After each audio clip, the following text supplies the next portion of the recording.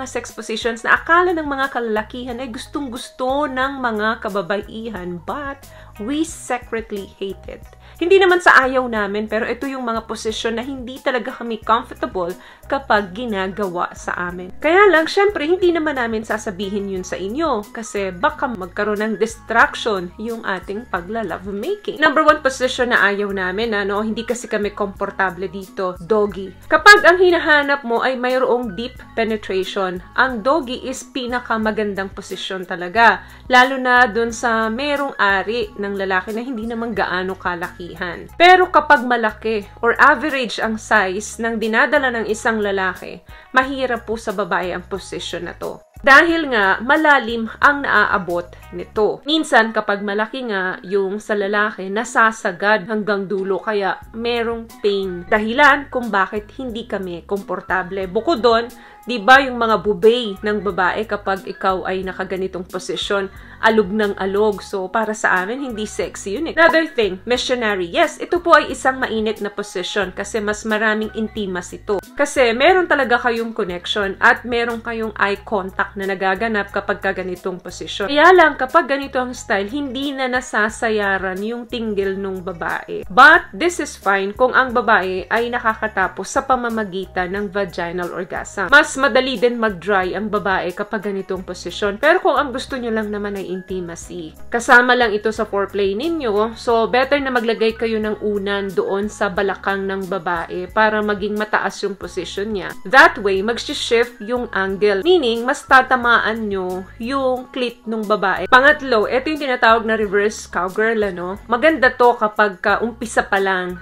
Parang warm-up position lang. And besides, hindi kayo magkaharap. Hindi ninyo nakikita yung isa't isa, kaya naliles yung intimate. Kasi yung eye contact, very important yan kapag kayo ay may ginagawang pagsasanid puwerse. Pang-apat, ito yung tinatawag na 88, baliktaran or 69, ito yung posisyon na karamihan hindi talaga ginagawa. Pero karamihan gustong i-try ito. Ang problema kasi sa ganitong position, nag-aalala ka kung yung partner mo ba baka naiipit mo o baka hindi siya comfortable dun sa position nyo, kung naka-side ba kayo, kung siya ba yung nasa taas, yung mga ganong alalahanin mo. Mas nakakakuha pa ng attention So, thumbs down talaga ito karamihan sa lahat. Okay lang naman ito kung sa umpisa nung pagme-make love ninyo. Pero kung tatagalan nyo ang position na to, hindi kayo makakatapos pareho dahil hindi nga kayo komportable. Maaring yung isa, hindi makabuelo ng husto dahil nahihiya siya. Yung isa naman, maaring naiipit mo. Pang-5, ito yung tinatawag na legs to head. Karamihan sa mga kalalakihan, gusto ang position na ito. Kasi bukod sa sagad na sagad nila, plus nakakita pa nila yung bubay ng partner nila,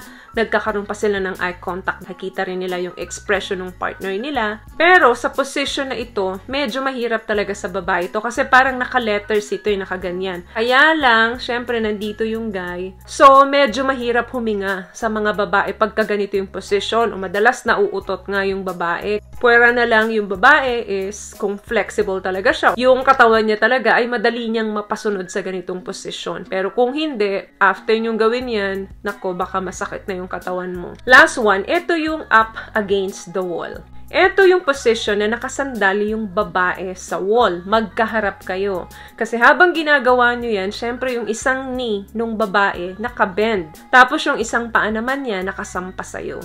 So habang tumatagal po, sobrang nakakapagod ito. Very uncomfortable sa babae ito. Kasi dala-dala niya yung sariling bigat niya. At the same time, nakasandal ka pa sa kanya. Pero isa ito sa pinaka-romantic at mainit na idea. Madalas nakikitain natin ito sa mga movie na ginagawa ito. Kaya minsan, desperate tayo na gawin natin ito sa mga partner natin. Kaya lang, pang warm up, pwede po ito. Pero hindi siya pwede magtagal na matatapos kayo ng nakaganong position lang. Kasi panigurado na mahihirapan talaga ang babae. So, konting reward lang ang nabibigay ng position na to. Siguro, kung masokista yung babae, pwede mo mong itry sa kanya ang mga position na ito dahil paniguradong mag-e-enjoy din siya sa mga position to. So, lahat naman po ng positions, pwede ninyong subukan as long na may consent yung partner ninyo.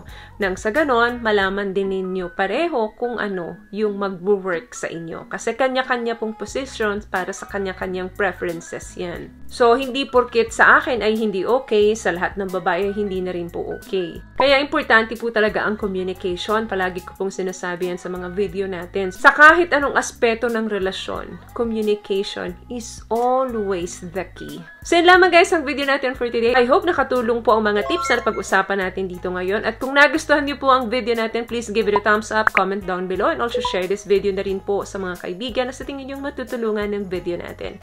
Once again, palagi po kayong mag-iingat at palagi po kayong manalangin. Thank you guys for watching and see you on my next one. Always love yourself and be a blessing. Bye!